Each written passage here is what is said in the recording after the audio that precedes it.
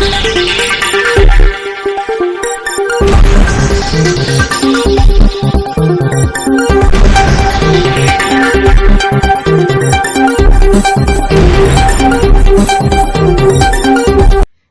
દર્શક મિત્રો, શિનોર સમાચારમાં આપ સૌનું હાર્દિક સ્વાગત છે।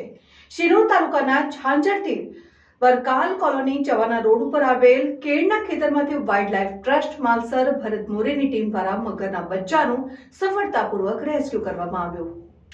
શિનોર તાલુકાના ઝાંઝરથી વરકાલ કોલોની તરફ જવાના રોડ ઉપર ખેડૂત ગિરીશભાઈ કંચનભાઈ પટેલનું કેળનું ખેતર આવેલું છે, જેમાં ગતરોજ ખેતરમાં સિંચાઈનું પાણી મૂકવામાં આવી રહ્યું હતું। તે દરમિયાન અચાનક એક મગરનું બચ્ચું આવી ચડતા ખેતરમાં હાજર ખેડૂત અને શ્રમિકોના ફફડાટ વ્યાપી ગયો હતો, જે અંગેની જાણ ખેડૂતો દ્વારા શિનોર વન વિભાગ અને વાઇલ્ડલાઇફ ટ્રસ્ટ માલસર ભરત મોરેની ટીમને કરાઈ।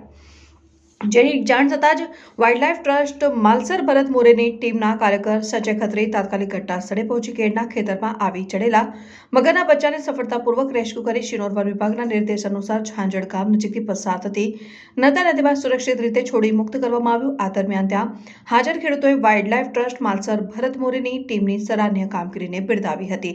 તાત્કાલિક ઘટના સ્થળે પહોંચી કેળના ખેતરમાંથી મગરના બચ્ચાનો રેસ્ક્યુ કરી ખેતરમાં કામ કરતા શ્રમિક મજૂરો અને ખેડૂતોને ભયમુક્ત કરવા બદલ ખેડૂતોએ વાઇલ્ડલાઇફ ટ્રસ્ટ માલસર ભરત મોરેની ટીમના કાર્યકર સંજય ખત્રીનો ખાસ આભાર માન્યો। રિપોર્ટર સંજય ખત્રી, શિનોર સમાચાર ન્યૂઝ, શિનોર।